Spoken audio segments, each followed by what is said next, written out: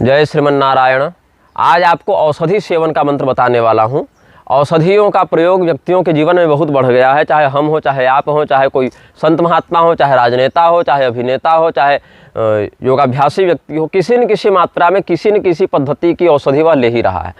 अब औषधि का प्रयोग ऐसे तो व्यक्ति तभी करता है जब स्वास्थ्य हानि हो जाए, स्वास्थ्य लाभ की कामना करनी हो, लेकिन कई बार स्वस्थ व्यक्ति भी कुछ विशेष स्वास्थ्य वृद्धि के लिए या कुछ विशेष शारीरिक सौष्ठव के लिए कुछ वाजिकारक औषधियों का सेवन करता है। अस्तु, औषधि कोई भी हो, रोग कोई भी हो, रोग के भी कई प्रकार होते हैं। कुछ रोग शारीरिक होते हैं, कुछ मानसिक होते हैं। आधि और व्याधि दो की बात है ना, शारीरिक और मानसिक दोनों प्रकार के रोग होते हैं। उसमें कुछ पूर्वकृत प्रारब्ध के कारण मांत्रिक प्रयोग से भी व्यक्ति रोगग्रस्त हो जाता है, कुछ भूत प्रेताक्रांत रोग भी होते हैं, कुछ अनुवांशिक रोग होते हैं, कुछ ऋतु के अनुसार रोग हो जाते हैं। तो विभिन्न रोगों के लिए विभिन्न प्रकार की औषधियों का सेवन करते हैं लोग। औषधे चिंतयेद विष्णु इत्यादि उक्तियों से यह समझना चाहिए कि औषधि सेवन में भगवान विष्णु का स्मरण करना चाहिए।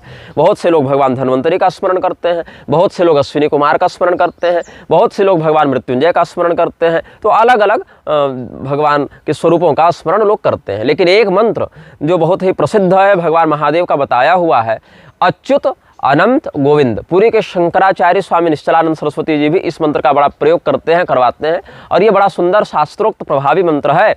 अच्युत अनंत गोविंद, भगवान के ये तीन नाम विशेष करके रोगों के शमन में हितकारी लाभकारी बताए गए हैं। यहाँ तक कि भगवती ललिता त्रिपुर सुंदरी ने जब भंडासुर के साथ युद्ध किया है तो भंडासुर ने बहुत सी महामारियों की रचना की है भगवती को पीड़ित करने के लिए। तो भगवती ने इन्हीं नाम से युक्त दिव्यास्त्रों का प्रयोग करके भंडासुर के उस महामारी माया का विनाश किया है। ये सब बातें ब्रह्मांड पुराण में वर्णित हैं। तो वह मंत्र क्या है?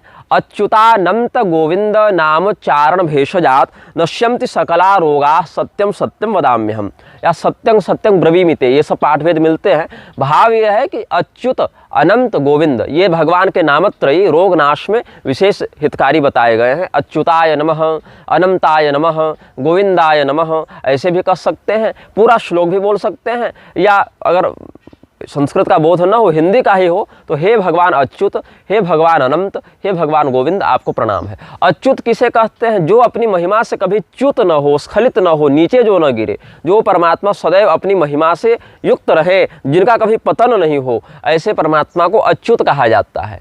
अनंत क्यों कहते हैं? उनका आदि अंत कुछ पता न चले, कहाँ से आए हैं, कहाँ जाएंगे, कितने हैं, कहाँ उनकी सीमा है, इसका बोध न हो, ऐसे भगवान को अनंत कहते हैं। गोविंद, गो कहते हैं वेद को, पृथ्वी को, वाणी को, इंद्रियों को। जो हमारे वेद की मर्यादा, पृथ्वी में जो जीवनीय शक्ति है उसको, गौ माता इत्यादि के माध्यम से यज्ञ विधान को, और हमारे इंद्रियों के माध्यम से हमारे अभिष्ट सत्कर्मों को, और इस पृथ्वी को जो आनंदित करें, जो प्रसन्न रखें, जो संरक्षित और संवर्धित रखें, ऐसे परमात्मा को गोविंद कहते हैं। तो अच्युतानंत गोविंद नाम चारण भेषजात नश्यन्ति सकला रोगा सत्यम सत्यम वदाम्यहम, कि अच्युत अनंत गोविंद इन नामत्रयी रूपी औषधि के प्रयोग से समस्त रोगों का निवारण होता है।